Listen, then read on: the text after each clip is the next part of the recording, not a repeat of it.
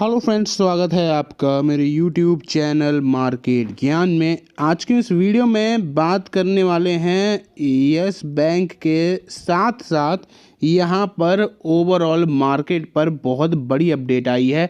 और स्पेशली अगर हम बात करें ज़ेरोधा के जो सीईओ हैं नितिन कामत, उनका बड़ा बयान निकल कर आया है।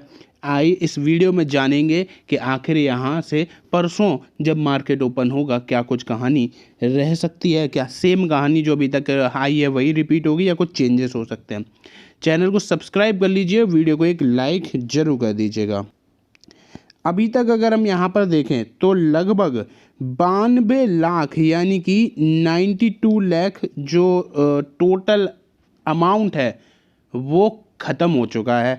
यानी कि इतना बड़ा लॉस जो है वो इक्विटी मार्केट में देखने को मिल रहा है। इवन 30 साल पुराना ये जो रिकॉर्ड है वो यहाँ पर टूटते हुए नज़र आया है।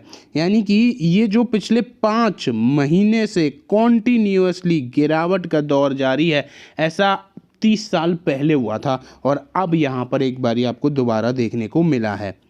ये आप देख पा रहे होगे, ये 5 महीने में 12% गिर चुका है। 1996 के बाद पहली बार ऐसा हुआ है कि कॉन्टिन्यूसली 5 महीने तक इतनी बड़ी गिरावट जो है वो आपको देखने को मिली है।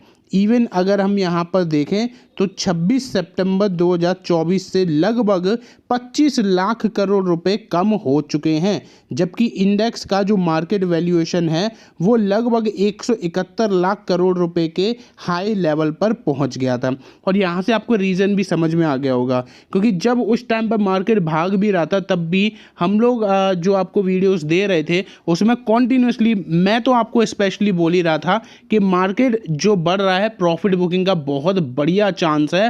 हो सकता है यहाँ पर शार्प ड्रॉप आ जाए, क्योंकि ना तो क्वार्टरली अर्निंग्स उतनी ज़्यादा अच्छी थी और ना ही कोई पर्टिकुलर रीज़न था मार्केट के भागने का। इतनी बड़ी ग्रोथ तो हो नहीं रही थी, जस्ट सेंटीमेंट्स थे जो कि पॉजिटिव, और सेंटीमेंट पलटने में बिल्कुल देर नहीं लगती है। ये कुछ स्टॉक्स हैं जिनमें आपको सबसे ज़्यादा गिरावट जो है वो देखने को मिल रही है, जैसे कि टाटा मोटर्स आपको यहाँ पर बड़ी गिरावट दिखाते हुए नज़र आया, लगभग 35%। वहीं Asian paint 32%, power grid corporation 30% और इंडसइंड बैंक में 28%। सारे ही बेहतरीन स्टॉक हैं, कंपनीज के फंडामेंटल्स में कोई कमी नहीं है। मार्केट की सिचुएशन ही ऐसी है कि जिस वजह से ये 33-35% के डिस्काउंटेड वैल्यूएशन पर अवेलेबल हैं। जो यहाँ पर मार्केट का ट्रेंड जानता होगा वो इन्वेस्ट कर रहा होगा, जो रिसेंटली इसमें एंटर करा होगा, जिन्होंने जो डाउनफॉल्स हैं वो देखे नहीं हैं, वो यहाँ पर या तो लॉस में एग्जिट कर रहे होंगे या फिर पैनिक सिचुएशन में होंगे।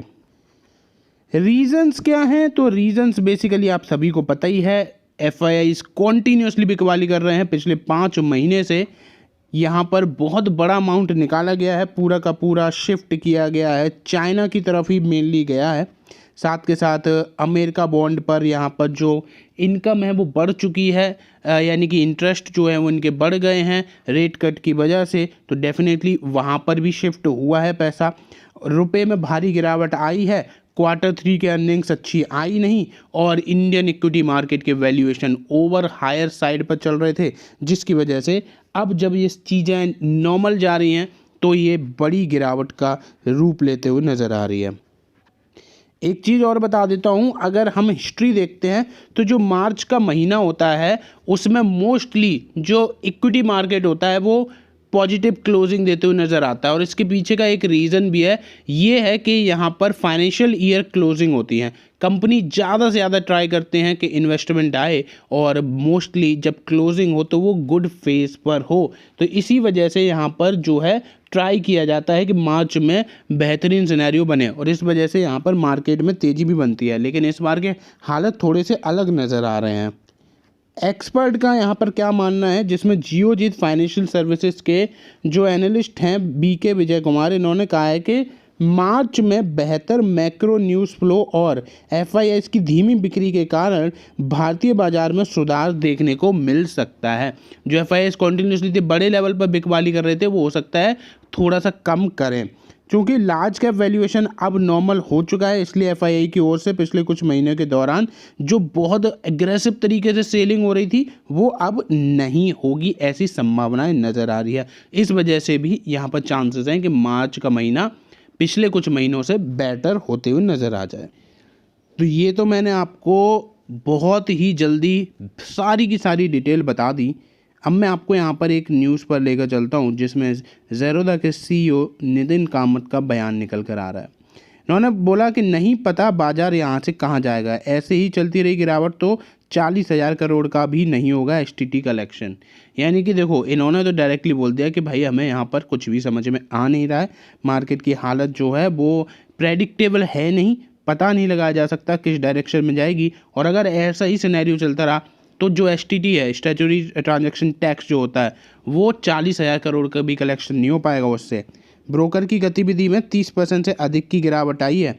वॉल्यूम भी यहाँ पर आपको काफ़ी कम अब आ रहा है नज़र। तो इस वजह से यहाँ पर इन्होंने अपने सोशल मीडिया पोस्ट पर इस पर्टिकुलर इशू के बारे में बताया है और साथ ही में उन्होंने सिक्योरिटीज़ ट्रांजैक्शन टैक्स के कलेक्शन का भी जिक्र किया है। इन्होंने अपनी पोस्ट में कहा कि ये ट्रेडिंग वॉल्यूम चार्ट है, ब्रोकर की गतिविधि में भी 30% से अधिक की गिरावट है।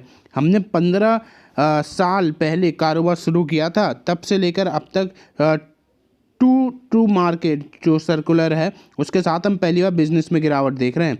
वॉल्यूम में भी गिरावट है। इससे हमें लगता है कि भारतीय बाजार अभी कितने स्थायी नज़र नहीं आ रहे। तो ये सारी चीज़ें इन्होंने यहाँ पर मेंशन कर दी हैं। बाकी बात करें यस बैंक की, तो देखो यस बैंक यहाँ पर आपको गिरावट के साथ ही क्लोजिंग देते हुए नज़र आया था। और वीडियो में आगे बढ़ने से पहले मैं आपको ये भी बता देता हूँ कि मेरा जो दूसरा चैनल है जो कि आपको क्रिप्टो बेस के नाम से नज़र आ जाएगा, लिंक मैंने डिस्क्रिप्शन में वैसे दे भी दिया, जाकर आप ज्वाइन कर लेना। वहाँ पर मैं पाई कॉइन को पूरी तरीके से कवर कर रहा हूँ, एक एक चीज़ें एक एक अपडेट आपके साथ शेयर कर रहा हूँ। वीडियो पर अभी मतलब रिसेंटली चैनल अब स्टार्ट हुआ तो रीच उतनी ज़्यादा नहीं है, तो हो सकता है वो आपके पास नहीं पहुँच रही हो, तो आप जाकर ज़रूर देखना और चैनल को सब्सक्राइब जरूर कर लेना। लिंक मैंने डिस्क्रिप्शन में प्रोवाइड कराया हुआ है। तो जहां यस बैंक की क्लोजिंग आपको 17 से भी नीचे पहुंच गई, यानी कि 52 वीक की लो पर पहुंचा, तो ये हफ्ता इसके लिए बहुत ज़्यादा ख़राब रहा। लगभग 6% की गिरावट आपको यस बैंक के स्टॉक में देखने को मिली। ओवरऑल एज सच देखा जाए तो यस बैंक की कोई बड़ी अपडेट आई नहीं है। 52 वीक लो यहाँ पर बन चुका है, आप सभी को पता है। ये चीज़ें देख पा रहे होंगे, जो अपडेट मैंने आई थी वो आपके साथ शेयर करी दी थी पहले ही। तो फिलहाल वीडियो में बस इतना ही। वीडियो अच्छी लगी हो तो लाइक जरूर करिएगा, चैनल पर फर्स्ट टाइम विजिट कर रहे हो तो सब्सक्राइब जरूर करिएगा।